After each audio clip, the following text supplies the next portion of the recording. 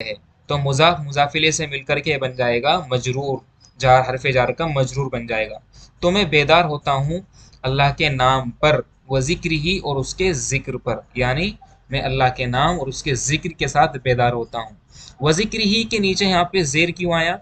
क्योंकि यहाँ पे ये वाव है, और इस वाव के होने की वजह से अत्फ हुआ है किस पर? जिक्र पर। किसका अत्फ हुआ है? इस हरफ जार अला का। ठीक है ना? तो अला अपना काम दोनों इसम पर कर रहा है, इसम पर भी और आपके वज़िक्र ही पर भी। तो मैं अल्लाह के नाम और उसके जिक्र के साथ बेदार होता हूँ।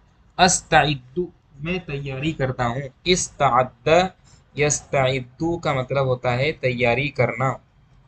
इस्ताअद्दा यस्ताइद्दु इस्तिअदादन, इसका मज़दर आता है इस्तिअदादन, का मतलब होता है तैयारी करना, प्रिपरेशन करना, खुद को प्रिपेयर करना।